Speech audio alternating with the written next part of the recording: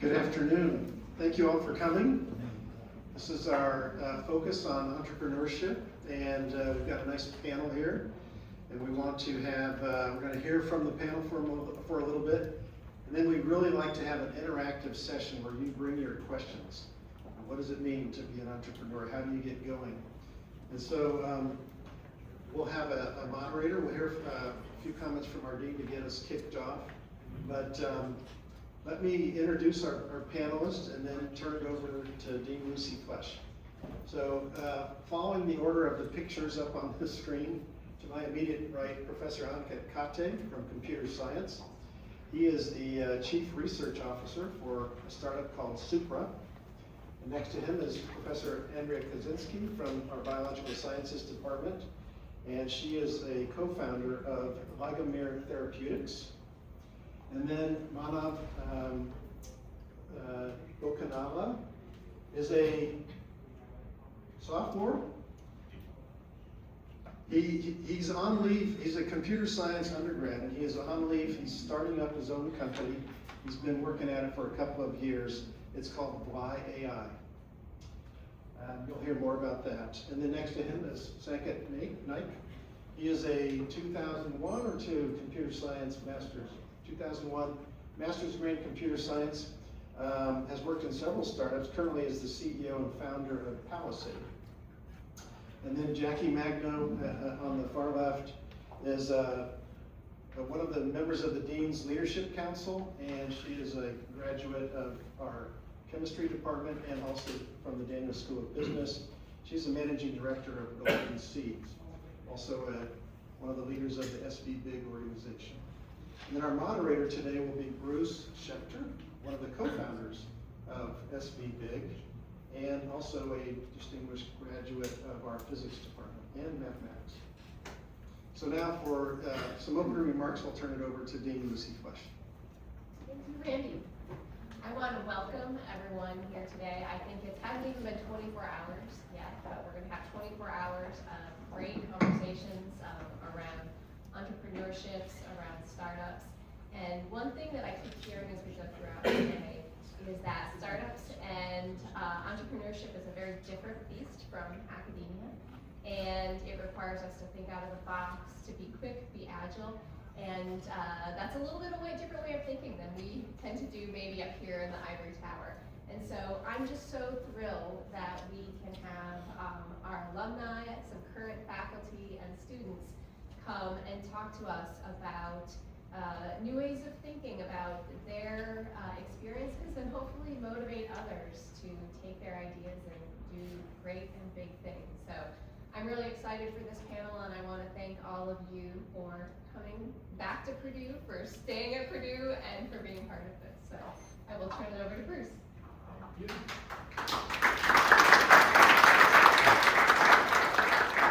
Well, great to see you all. Thank you for coming. First of all, just kind of give you a practical view.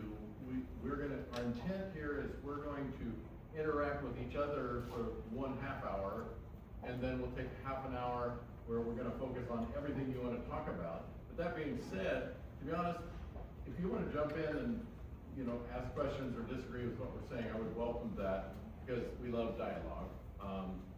And just to kick things off, I want to say I don't want to do a commercial for SVBIG, which a couple of us are involved in, but I think it helps set the stage.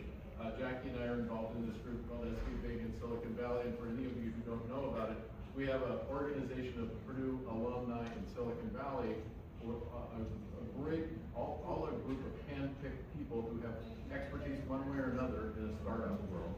And we have for 13 years now offered mentoring to various startups growing up here at Purdue. These can be students, they can be faculty, they can be recent alumni, and they can be combinations of all of the above. And by the way, the word will go out here soon, but on October 12th, we're going to start welcoming applications for our next round, and more information to follow. So, I think, how about this? Because we have 4 real entrepreneurs here, like And I'm a big believer that, success breeds success. So those of you who aspire or are already working on these kind of things, I'm hoping there'll be some inspiration and knowledge from those folks. Jackie is a great representative of the investor world. So maybe we just start with you, Jackie, to set the stage of, tell me, speaking as your organization, what do you look for in an entrepreneur? I'm gonna make it complicated. What do you look for, and how did they know they're ready for the kind of organization you represent to go seek funding? Thanks for the easy question. No problem. So hi, everybody.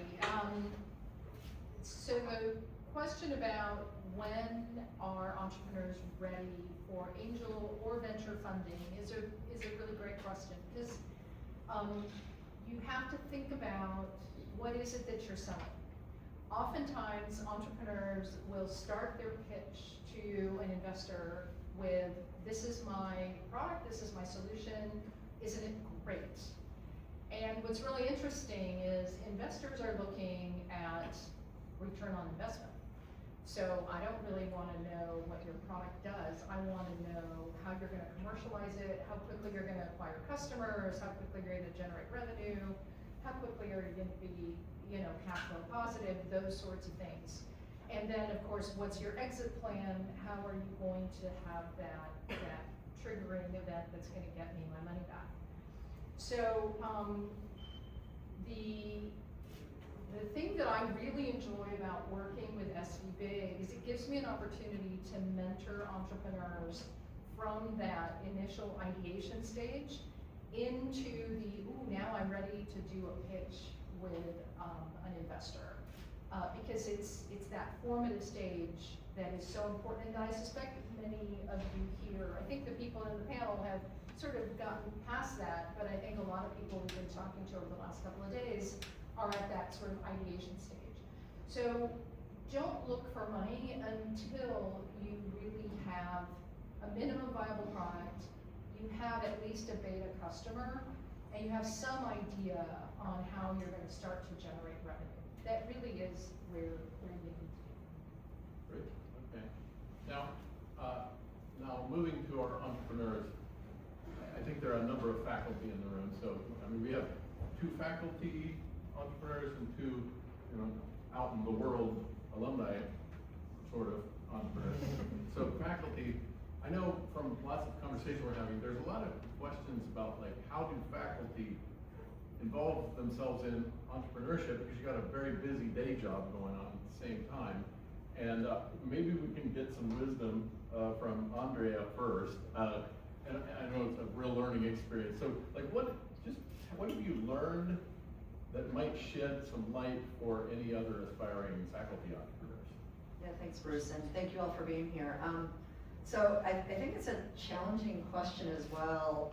I was fortunate enough to serendipitously be on sabbatical last year, so that really helped me when we spun off the company last year, because it is a time commitment. I would say if you don't have that opportunity to be on sabbatical, it may be useful to try and talk to your head and things like that and find a little bit of protected time, because you will need it. It's an exponential learning curve, because as a scientist, I'm not trained to be a business professional, but that's something that's essential as you start to spin off your company. There's things that, chat was my best friend. I didn't know what a performance was. I didn't know what a Gantt chart was. These were things that were way over my head. I knew what, molecular biology, DNA, RNA, protein are at a bench. So I would say be ready for that exponential increase in learning. Be ready to absorb, reach out to as many people as you can. Purdue has a lot of outstanding resources. I would say sometimes too many, because you have to know where to go and who to talk to. But if you end up going to the wrong person, they'll guide you to the right individual. You have to have drive and passion for it, because it's not easy, right? It is a challenge. But for me, it was always, if we uncover something out of my laboratory that can save lives, and that's essentially what we're doing, my goal was always to get into a patient. And I realized that this path was probably going to be not the easiest, but perhaps more direct than strictly through the academic route. Maybe that was kind of a big picture view, and I wonder if you could be like really pragmatic. Like, how do you split your time? Like, how does this work? Because it's a hard, I know from talking to you, I know it's a hard problem, and anything you can shed light on. Yeah, well, like I said, sabbatical last year was good. I'm not on sabbatical now.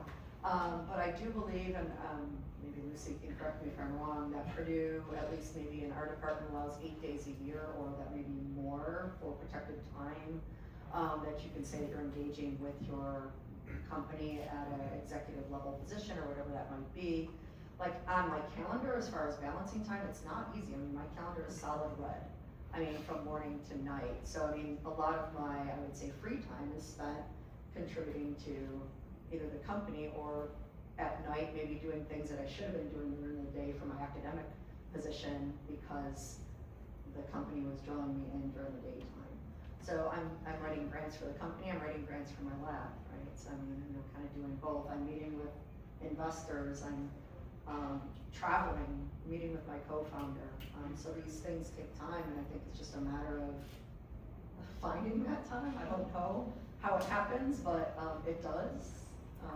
And I don't know that that's a great answer. No, that's great. And I would just say, editorial comment, like, we've met so many entrepreneurs that are technologists. I mean, frankly, the majority are technologists, and I think you just have to have the confidence that you're gonna learn this business. I mean, you might be able to hire people that are gonna be on your team, and that's great, but just have the confidence.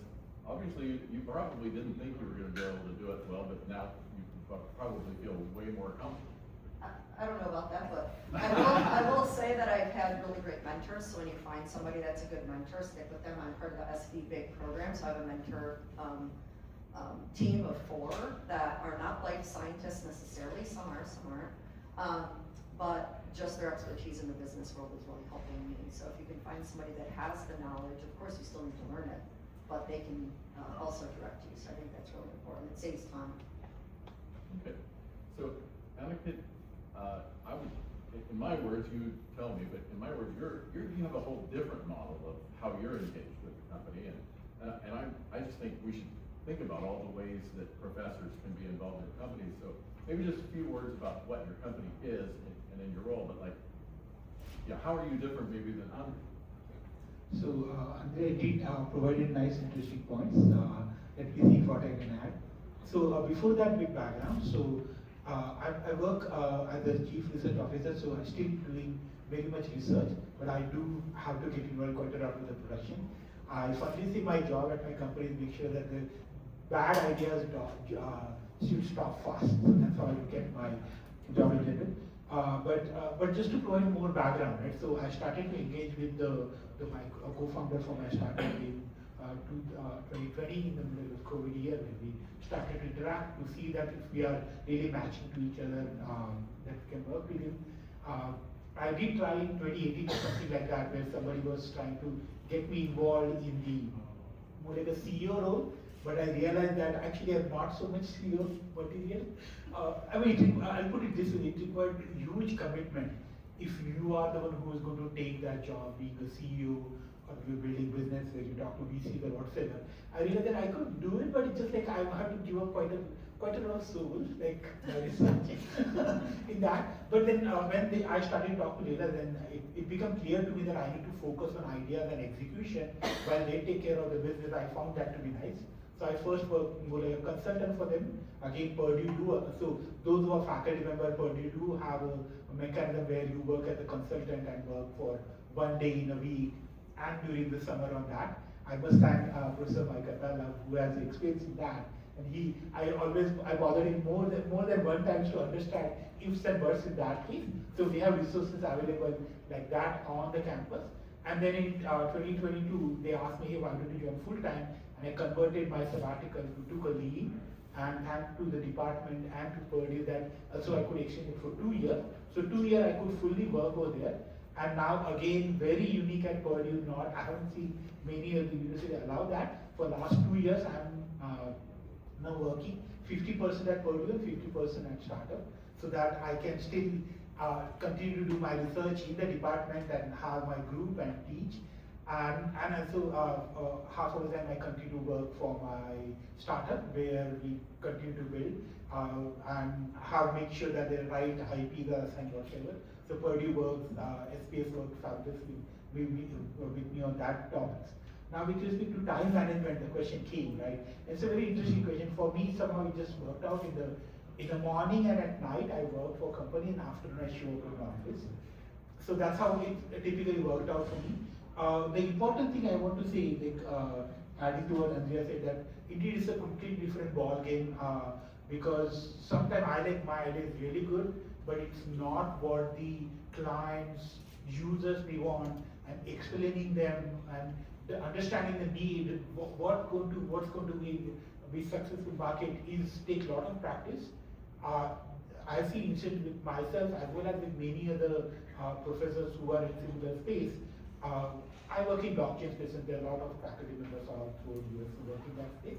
Is that ideas may be very academically interesting, but it's not immediately that you can find the product market fit for that. And finding out the ideas where you can reach the customer fast is challenging. It's very challenging, as you say, like sitting in ivory tower. So we are used to when people come for and ask us question, right? But when you are in industry, you have to go around and talk to the VCs and or customers so that they appreciate your idea. And it's a different ball game whatsoever. And I learned a lot doing that in the last 2 years. Great. No, I thank you for emphasizing that. Like it's probably most often underestimated aspect of building a business. It's really hard to get people's attention when they've never heard of you before. I forget, I should probably know this. Your role at the very beginning, were you part of the founding team, or how did you engage? So they already had some ideas. So I joined in the beginning, in the founding team, but there are a couple of guys who have already had an entity in place, so they are technically founding. Okay, good. Snaket, maybe just say a few words about what your company is, because it's so relevant to a lot of the expertise here at Purdue, and then I have a much more question for you. Yeah, sure. So Snaket, Naik, I'm based out of San Francisco Bay Area. What we do, and since I graduated from Purdue in 2001, I've been with startups as an OT employee, and I have been in the DevOps and cybersecurity space. So that's been my domain for the past 25 years. And what my startup does is we are using AI for cybersecurity and DevOps. So essentially, as a practitioner, all the challenges I had with DevOps and cybersecurity that I could not solve through automation, there's a new technology construct available now to solve, to optimize those problems, and that's what we do. Good. So I know Senator pretty well, and I happen to know he's like one of the strongest believers, as I am in Silicon Valley, about the importance of us having a strong Purdue network out there. We want all the people with all the great expertise to kind of know each other, and everybody else knows who to go to on what topic.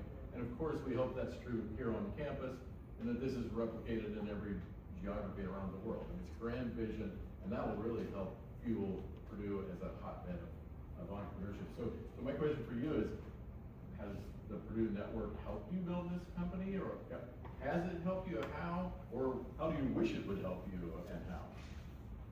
Yeah, I think it's more of the latter, unfortunately. But that's why I'm also so driven to make it a format.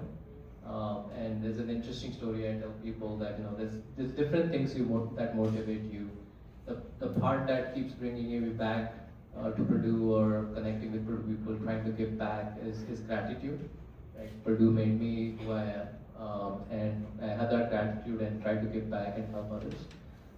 The other thing I think it's a negative but a strong motivator is grudge, and I live in it's grudge, and I live in Silicon Valley. I live right across from campus, from Stanford campus, and I'm very close to UC Berkeley, and they have very strong startup alumni ecosystems. And it always bothers me. And it makes me think, why can't we have this? it's such a great school. It's a brand name in the Valley. When I tell people Purdue, it's a huge brand name. But completely, I wouldn't say completely, but mostly unknown in the startup ecosystem. People don't associate startups and Purdue. Right? So I think I want to be a part of the solution to change that, where when people think of startups, they also think of Purdue, but we also learn from how these other schools are doing it and see if we can replicate that. And I'm so happy that Lucy's here and President Monk is trying to promote this, and so happy that everyone's trying to move in that direction. Great. So I was just thinking, it happens that both Snaket and Manav, to me, are two of the strongest voices on that very topic we just talked about. So, but you know, kind of very different, because Snaket's been out there in the real world learning lots for ages. Oh no, short amount of time. Manav, not so long. But I have to do an advertisement for him. I mean, his product allows, you know, non-coders to build websites, build applications behind, at the back end behind them. And more than one of us at SVBIG got really excited about this and been just experimenting, and one of our colleagues built an actual like e-commerce engine on the tool. And finally, our SVBIG website, we were looking, we have a group of, I don't think they're here, we have 3 students here helping us recreate the SVBIG website and all the back-end data behind it, the whole system. And just about the time they got working on this project, we found out about Vly. And with a lot of help from Manav, we're gonna roll out very soon here a whole new website, and it's just wonderful. It's just, all of it's amazing what you can do by saying, I would like this. So, I don't know how accurately I'm doing a TV commercial for your product. If there's anything else you want to say about your product, please do. But I also want to ask you the same question I asked Snaket. How do you use I know you do, we've talked about it. How do you use your Purdue network, and how do you wish it was more powerful? Yeah, we'll start with how we are using it already. It's been a huge source, I'd say #1 for sourcing candidates to hire. People, when I was on the other side applying for jobs, it felt like it was a huge slog. It felt like, it was incredibly hard to get hired. But now that I'm on the other side, looking to hire engineers and business people for my startup, it's just as hard, if not harder, to find high quality, driven, talented applicants.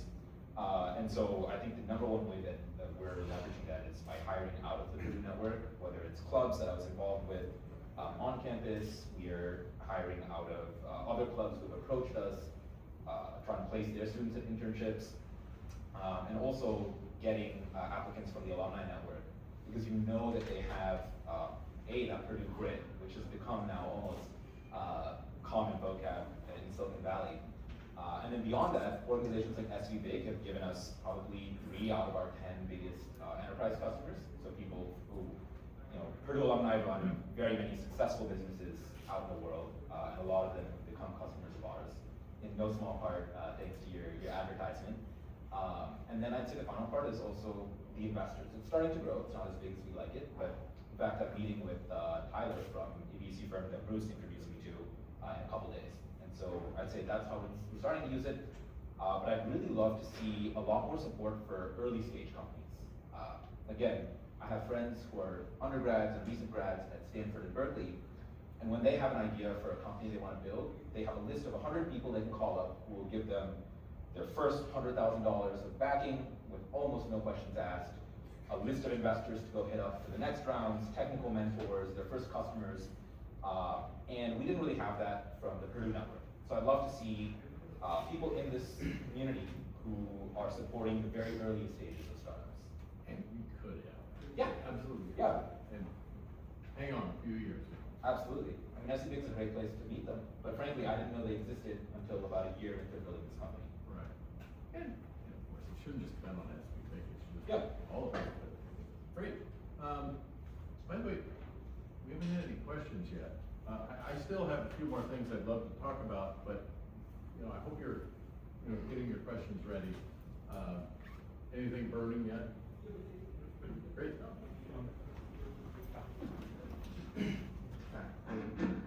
Just to ask a quick question that's, I guess, kind of worked well for me. So first of all, thank you so much for coming here. So just a little bit of background. I'm a PhD student, 6 years, so graduating soon from high energy physics in the part of the CERN group. However, the way we work, we're basically a small group, working with a professor who's a mentor, but then we have a postdoc and PhD student like me. So typically, it could vary from like groups of 20 people to maybe 5 or 3, or for us just 2, excluding the professor. So in that perspective, I think we are pretty agile. We are pretty fast and good at prototyping because we are big experiment, but we compete with each other. So we smile and we're nice to others, but we also still have to compete with them for our grant, for our recognition of our group and our university. So I think in that sense, I personally think we are pretty agile. We're forced to be agile. So, but having said that, at least in that setup, I still know that in entrepreneurship or startups in general, they're a different beast.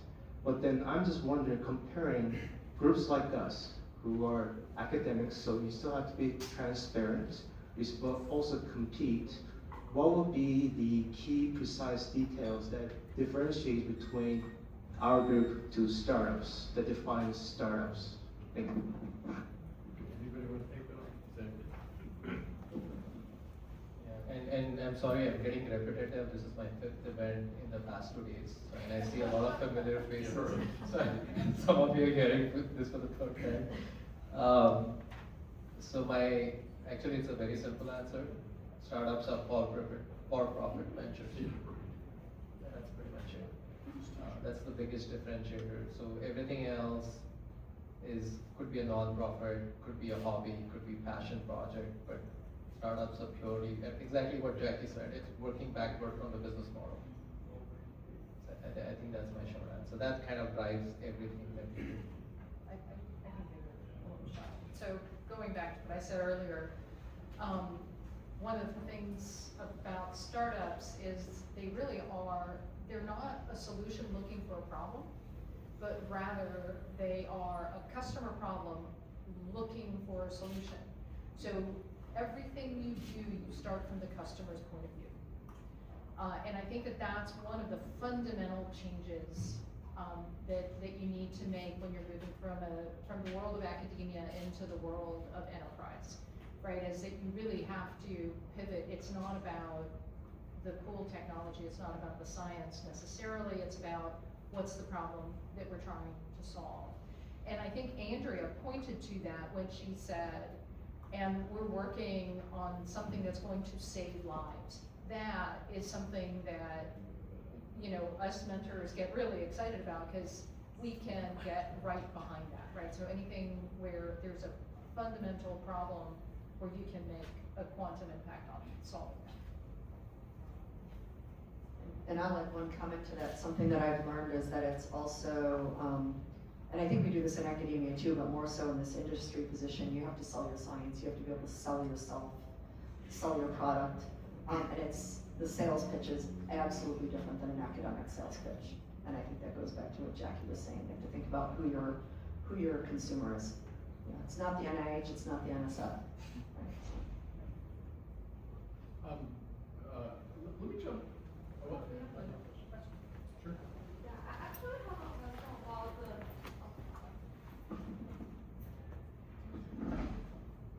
I actually have a question about currently the network we have for Purdue alumni.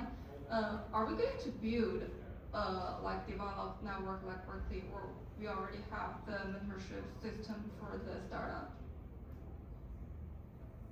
Yeah, I think we're starting to see it grow.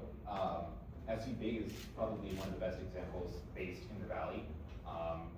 We're starting to see more and more Purdue founders out there. That's one anecdote. When I participated in a startup accelerator called Y Combinator out in San Francisco. And the first thing I did when I got in was look in the internal directory and filtered by people from Purdue. And there was maybe 4 people in there tops, and only one who had graduated in the last 20 years. And so, you know, I was like, I want to see. By the way, you probably know better than me. I think there's been at least that many since. Yes, that was the point I was going to make. So since then, that number is nearly doubled. There's a company in the current batch right now who are absolutely killing it, who are very successful outputs of the SVBIG program.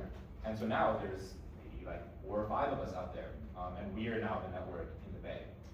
We also have a lot of our friends from Purdue who are now working at startups that are run by friends of ours. Sorry to interrupt you, Manav, but could you, like, some of the people here probably don't know what Y Combinator is. Could you tell them what a Yeah, big deal this is? The quick, It is a very big deal. the quick pitch, it's a startup accelerator in San Francisco. What that means is that people anywhere from just having an idea to having an MVP and a product will sign up and apply.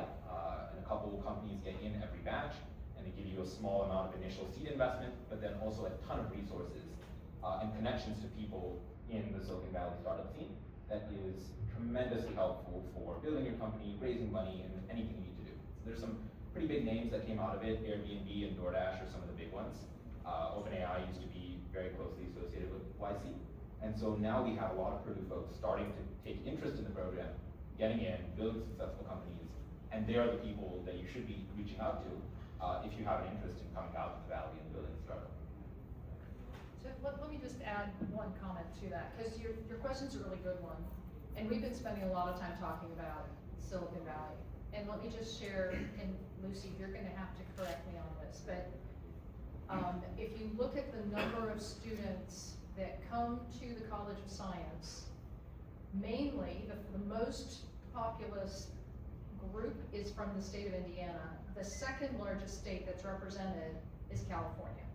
So part of the energy behind so much focus on Silicon Valley is not only is it the center of the entrepreneurial ecosystem, but also for College of Science in particular, it's a really, really important question. How are we gonna get these students back home and get them a job when they graduate, right? So that's one reason why we've just been so sort of Silicon Valley focused in our discussion. But your question's a really good one because there's hundreds of other cities out there that also have large Purdue alum populations, such as Chicago, right? Such as New York City. And so how are we gonna support these efforts there? That's a question that a lot of people are asking right now, and we're actually really hoping that we're gonna start to see this type of energy around other places like Boston, Chicago, et cetera. But it's in its formative stages. It looks like you're wanting to jump in. She basically led right into my question, which was, you know, I've been sitting here for 30 minutes, and I've heard San Francisco, Silicon Valley, SV. My We might family's have a here. little bit of prejudice. Yeah. there. What about it in Minneapolis? My family's here. I live in Indianapolis. My family's here. My roots are here. What advice would you have to somebody who maybe doesn't want to up and relocate? So I guess I've got 3 questions. What do you think we can have that type of ecosystem here in the state of Indiana? And 3, what would it take to build that? Yeah, I was actually going to, as I was listening, I realized we are like overemphasizing the Silicon Valley San Francisco connection, and I would say 5 years ago that would be the case. But I think since the pandemic, the world's completely changed and everyone's working remotely. We had an intern here, Ayushman was here, it was a summer intern. And I think we didn't meet as much in person as you would expect living in the valley. People who live in Silicon Valley understand as traffic jams, like it takes 2 hours to commute from one place to another. And so the point is, I don't think it matters where you are. We're just emphasizing based on our experiences in the valley, but you could have a startup being based in Indianapolis or be part of a startup and work from here. So I don't see anything limiting you from doing that. Absolutely, you can be based out of it. There are some biases where if you take Y Combinator does, that startup accelerator does require you relocating to San Francisco. So obviously you have to filter out startup accelerators that require you to move. But yeah, I think there are certain advantages of being in the Silicon Valley, which is closer access to capital, hiring talent, and then having, it's almost to an extreme where I'm going to New York City in 2 weeks, and I'm meeting with a CIO who said I moved out of the Bay Area because you guys don't talk about anything other than technology. Like I can't have a non-technology conversation. So it's over-rotated in that direction. So I think you guys are fine here. So we just need to figure out like how to build a startup working out of here, and we all here. So I think the lady, she got a good answer, but I don't think she got something actionable. Right? Like you got a lot of good answers what we could do in the future, but I don't think you got something actionable. This is what I could do today. And the best I can offer, there's 5, 6 people here, and you reach out to us, and we'll try to help you. Right? I think that's the actionable steps we can do while we figure out other mechanics of how to do it at a larger scale. And let me just give you an example of a company I'm working with. She's a Harvard Business School graduate, lives in Nashville. She and her husband have a startup, really cool company, leveraging AI. Her venture capital came from a VC group in Washington, DC. And in order to get exposure to some capital in Silicon Valley, what she's doing is she got like a 3-month internship at Stanford, and she's gonna spend, like 30 days on campus and leverage that time to meet people. Her home, her family is in Nashville. So I think that plays to some of what Snaket was talking about. I think we're in a world where you can do it. It's gonna be hard. And I think the thing to think about is don't expect the capital necessarily to come from Indianapolis. Not that it won't, but there's just a smaller pool. So just be willing to reach out, but the capital's not gonna require that you relocate. You might just have to be flexible for a while and be willing to, work crazy time zone differences and that sort of thing. But nothing's impossible. And again, leverage the heck out of the Purdue network, because 6 degrees of separation, right? There isn't a single person in this country that the Purdue network can't get to. I have a small point. Oh, yeah. So about the YC kind of relocation requirement, we had a lot of friends during the batch who came from Georgia, who came from Indiana, who came from Chicago. And a pattern we see very often is people will come to SF, the requirement is you gotta be in SF for 3 months during the batch. And we see a lot of founders return to the places they originally came from. And I'd almost go far as to say, there's, yes, a strong concentration of a certain type of company in San Francisco, typically software, now AI. But I've noticed that a lot of my friends who founded companies in aerospace, in manufacturing, in robotics, actually end up coming back out here. A big part of that is honestly the Purdue brand name, kind of the big 3 Midwest schools, if you will. Illinois, Georgia Tech, and Purdue are all spoken of very highly in aerospace and robotics and manufacturing. And so a lot of those companies actually end up out here. And to Indianapolis specifically, super out of chance, I'm going there in a couple of days to meet with a Purdue alumni who's now started a VC fund. And his whole deal is that they invest in companies from the Midwest with a unique Midwest wedge, whether that's selling to companies out here, founders from here. And so there are these newer investment funds that are popping up that are concentrated in non-SF geographies. So there's nothing stopping you from launching a wildly successful company out here. Hey, by the way, we've gotten I'm sorry, go ahead. Well, we're learning a lot about the new indie campus, which undoubtedly as time goes by, that's gonna make big, but that's just indie, it's not solving the Chicago and Boston problem, but a lot of progress. By the way, at some point, I wonder, Brooke, do you want to talk about the accelerator here at Purdue, because we're talking too much about Silicon Valley.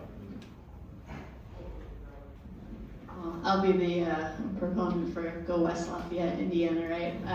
But yeah, a lot of what they are saying, absolutely, it's true. We just went out on a visit there about a month ago, visited YC, OpenAI. By the way, I'm Purdue Innovates. I represent Purdue Innovates. I have a couple of my team members here. We're the Incubator, which is your resource for early stage startup support and funding, as well as Purdue Intellectual Property and Licensing. So that's what Purdue Innovates is. Hopefully you come and see us. But we did a lot of benchmarking and tried to figure out what can we do better at Purdue to help build this ecosystem. So we're building a mentor network, our investor network, and one of the things we launched last year was our own accelerator. So applications are open right now through the end of December, I believe. But this is our version of Y Combinator, but you have to be Purdue connected. So we define Purdue connected as faculty, staff, students, and alumni. We invest up to $100K. We put you through a hard 13-week program, just like what YC would be doing, but we're trying to essentially take the network that's out in the valley through our alums and bring it back to West Lafayette so that you don't have to necessarily be out there full time, but we're building the bridges, right? So that you can have the resources here in West Lafayette, the connections, leverage our alums, but you can do that here in West Lafayette, and Innovates would love to work with you on that. And then Anakin, I know you want to comment on the same topic. Yeah, so I guess I wanted to answer the question. So, I mean, probably it's clear by now, but the one thing that can happen, I can say based on what I've observed in the blockchain industry and my experience is that it's certainly possible to build it here in India, but there will be some period in your entrepreneurial venture where you have to travel a lot, and to make that work with family can be a challenge. So at least this is quite relevant, at least to the blockchain industry, that a lot of things happen via connection where you talk, not only where you have to travel and go to meetings, not only just talk to VC, but to potential customers as well. So the one challenge, one thing is if you are in New York or Bay Area, many things may be happening locally, but I observe from my own experience that you have to travel a lot to make sure that you have the same reach as somebody who can manage who is in New York or in Bay Area. But as long as you are ready for that, it can work out. What else? Yes, I guess, thank you. So how do you recommend going about finding like a co-founder? Because in classes or like in group projects, things like that, you make friends, you have a network, a good support system, but they might not always be like inclined towards what you're interested in or what direction you want to go. So how do you find like a good co-founder? And I guess just some advice on that. I think it's the best co-founders often come when you're not actively out there looking for a co-founder. I mean, if you don't have an idea, like I'm looking for somebody to come join me. It works. There are people who make very successful companies that way, but the vast majority of them are people that you've met and worked with at something. So the most common is a buddy from college or somebody, a coworker that you're very close with at a company you worked at. For context, and also people that you meet at places where there are a higher population of folks who are interested in startups. So I met my co-founder by super random chance at a hackathon I signed up to on a whim. I know there's a lot of companies from Purdue that were founded by people who met at clubs. There's around 3 or 4 clubs on campus that are kind of geared towards startups, people looking to get started, to like launch a new venture. And so putting yourself in those rooms, not actively looking for a co-founder and evaluating everyone, but just talking to them, hashing out ideas, and kind of putting them in your network is great, because then when you do have an idea, you can think of that person and reach out to them. And if they're free, then maybe you can, you end up starting something together. Would you, if I don't know, there's a decent amount of students in that group. Would you encourage them to be a part of these clubs? Oh, 100%. I just want to. Yes, I think you absolutely should. It's a great place, honestly, just to meet folks who are interested in the same things that you are. People often say, building a company is a very lonely journey, and it's true because you got to sacrifice a lot of other things. But I find that it doesn't become so lonely when you make other friends who are also all doing the same thing as you. You meet up, you commiserate in all the struggles of the stuff you're doing. So I think the clubs are a great place to do it. I think there's also classes now at Purdue. I'd shout out, there's a class in ECE that just started. It's a collaboration from ECE and Mitch Daniels that puts you in a group with a couple students from engineering, a couple from College of Science, and from Mitch Daniels to build a startup together. So things like that are fantastic opportunities to meet folks who are interested in doing these things with you. Good. Yes, ma'am.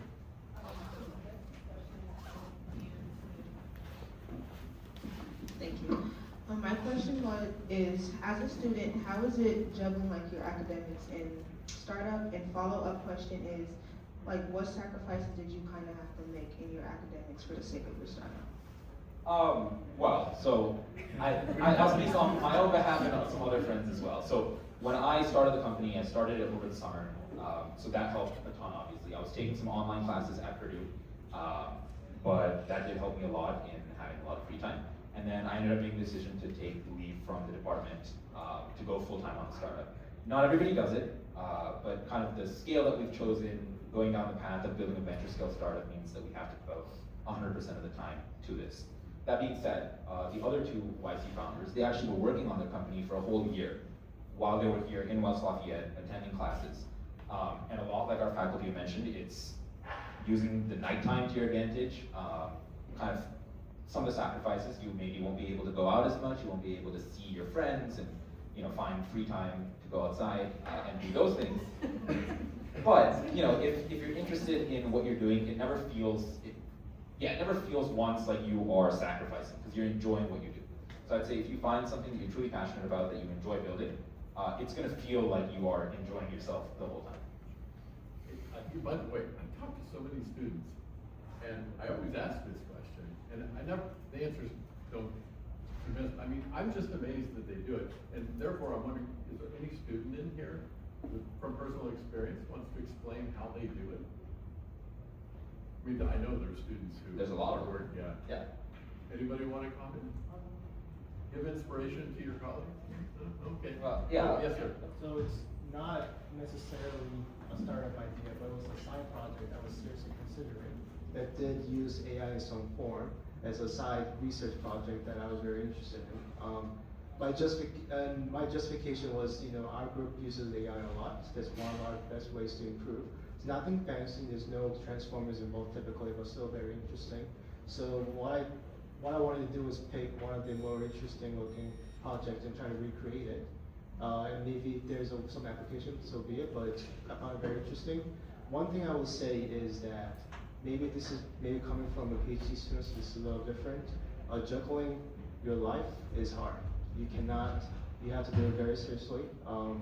I did it just because I justify it as a way to find experience, but at the end of the day, I could also say that was a stupid thing to do, because that meant that I was not meeting what my professor was asking me to do. At the end, I had to change professors because the professor wasn't really happy with my results. There was other reasons why.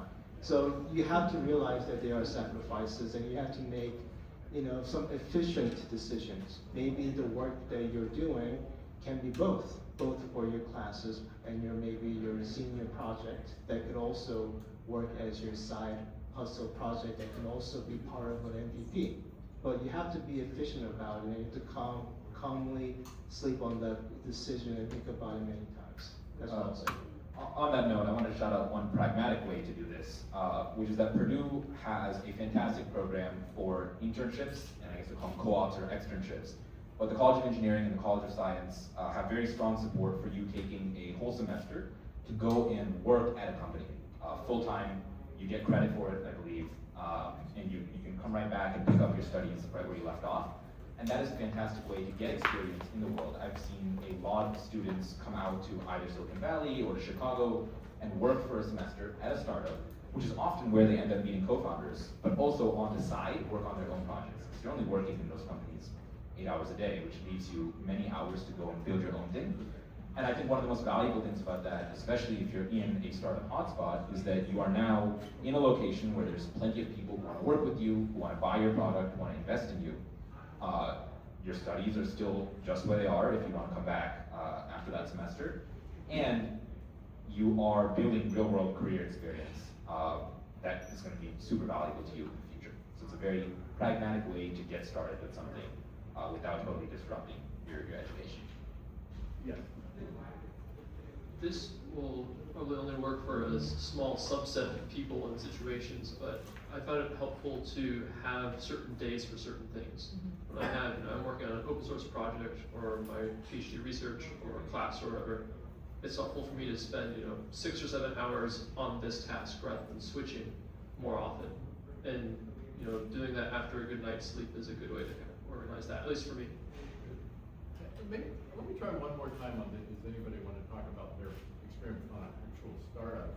I wonder if, like, I think there might be somewhat of a difference between undergrads and grad students, because I think grad students might be a little more likely that their startup actually grows out of their actual, you know, like PhD or whatever work. And anybody have an example of that by any chance?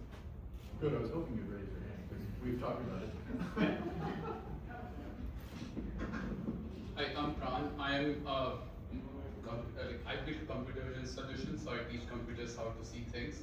And in my research, I realized early on that my professor hired me to build machine learning solutions. But when you're not in the computer science core, you don't have the data. So my project ended up shifting from focusing on the end-to-end or the most buzzword architectures to building the essential layers that we need to bring these technologies to the rest of the world. So in my research, I'm building the data layer for the physical AI companies. And I think there is a part where you have to realize what's bringing value to your current work while it being a potential to be used out in the real world. I still don't know if people will buy my solutions. I am still talking to my initial pilot customers. So I don't know if it's a sacrifice, but it's just sometimes you have to figure out how you can hit two birds with one stone. Any entirely different topics you want to bring up?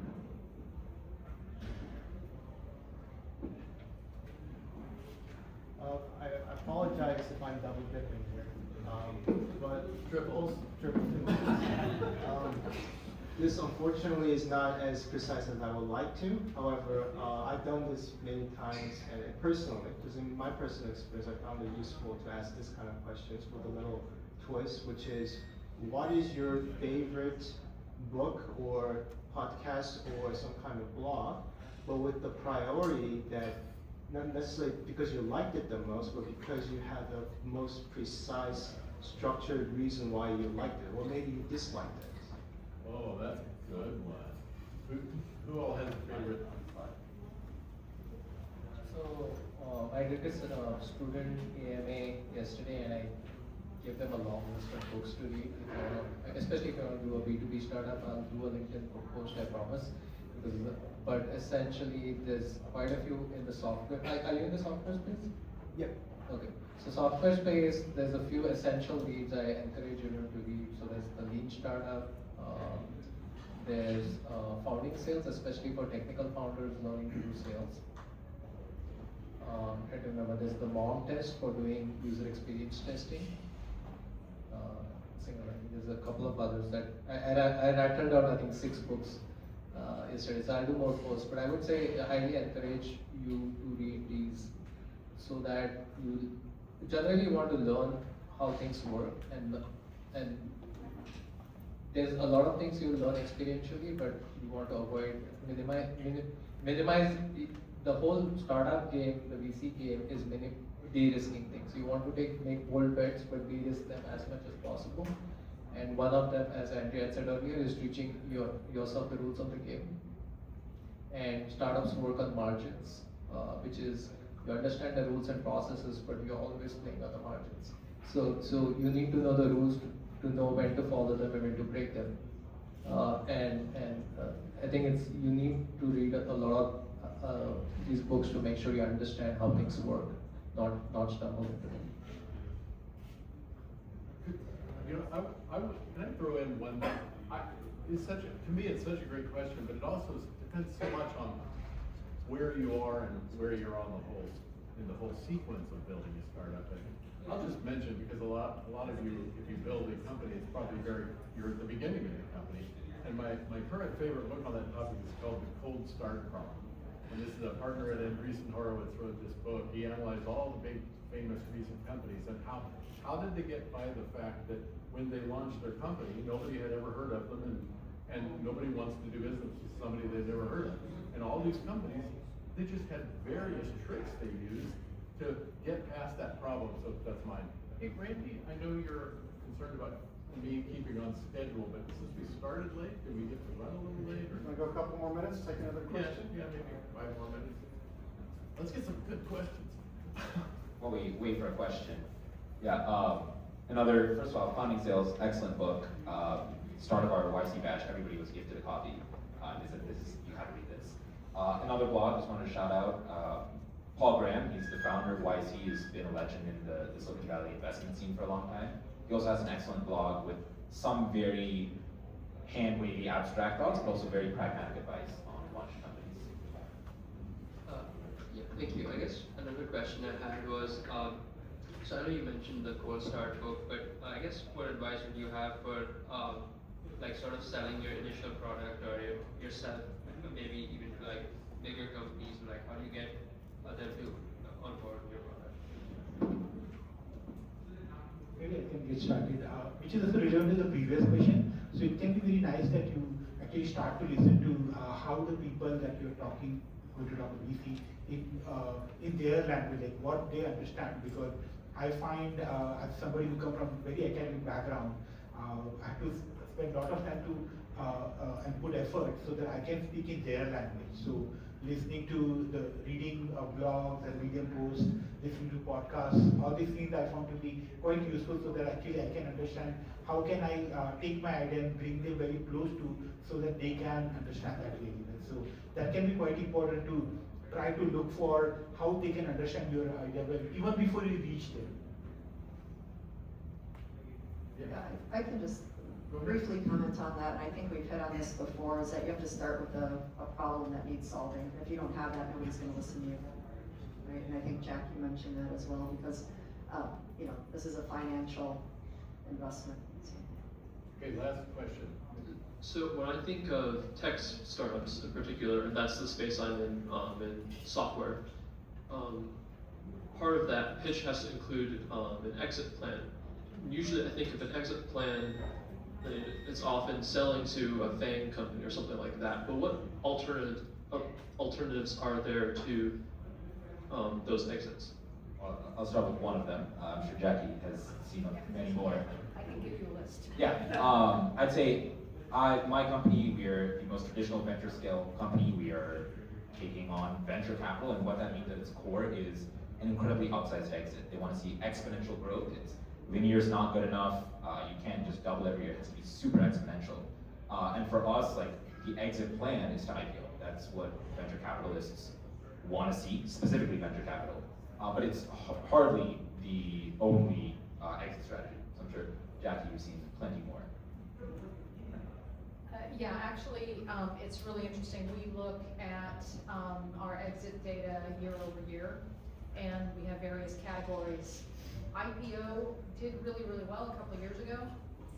Now we're really seeing M&A, so acquisition or a merger with a strategic, for example, or two startups that come together to form sort of a larger company. So mergers and acquisitions is probably right now the largest possible exit, followed by IPO. The thing that's tricky is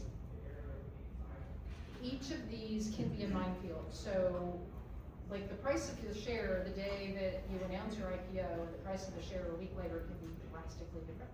And fortunes can be lost in 24 hours. So it can be really tricky. But this also goes to when should you get funding and what kind of funding? Because I gotta tell you, Andrea, for example, is doing great with grant funding. That's non-dilutive funding, has no impact on her cap table.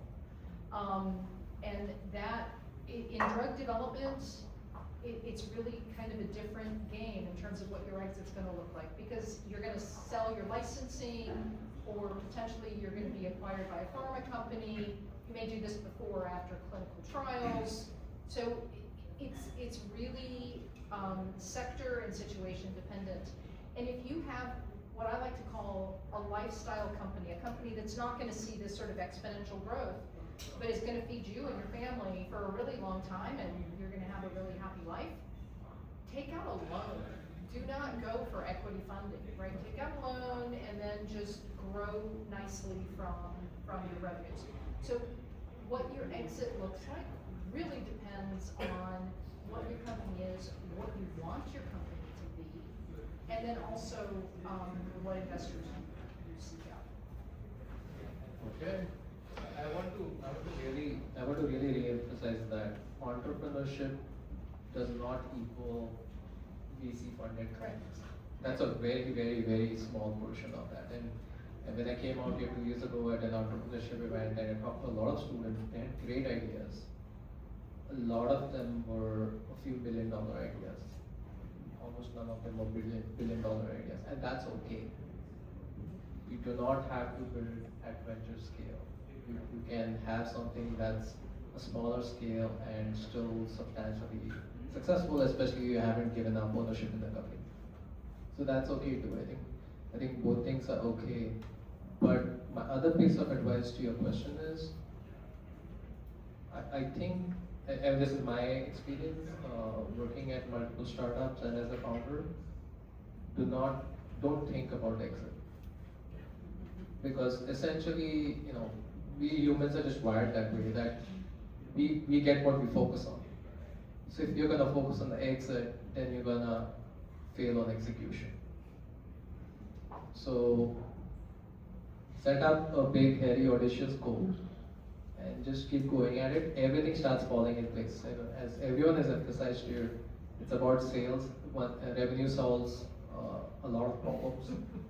And once you start getting in revenue, the VCs start lining up at your door to give you a check, and everything just starts moving. So I think I would just focus on that, and I feel everything else will just play out. And IPOs are like 12 to 13 years out, right? So keep that in mind. That's the average timeline for going public. My advice, for what it's worth, when a company would be asked the question you asked, I would say, look, if an investor is asking you that question, your answer should be very simple. It's like, I want to grow this company really big, and if you're on my board, you're going to be a part of the decision. We'll make that decision way down the path. Right now, let's just grow this darn thing. So that would be my opinion. Well, thank you all for your participation here today. I want to borrow a phrase from Brooke and say, Purdue, innovate. That's the heart of what's going on here. We're really trying to develop an ecosystem. We're trying to develop practices and motivations. And it's folks like these on our panel that are really helping us do that. And I particularly want to thank Bruce and Jackie. They are really the heart of our Dean's Leadership Council, helping us drive this and learn from their experience, and giving us some great ideas, and really are passionate about repeatedly helping us, whether here or in the Silicon Valley area or across the country. So really want to thank them. I also heard Snaket say that he's willing to give mentorship, but I'm going to be merciful to him because I just don't know that he has that many hours. But he's here on campus from time to time. Bruce and Jackie are here. But even if they're not here, they have volunteered, Bruce and Jackie have volunteered to meet with students from afar. Especially if you're in a student group focused on entrepreneurship, focused on startups, we can arrange for them to do some office hours from afar.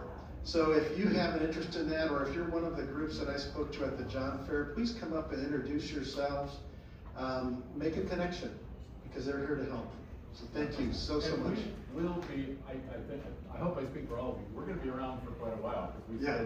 So we have a reception here now. We're releasing you to just mingle, take some food. It looks beautiful. Thank you, panel.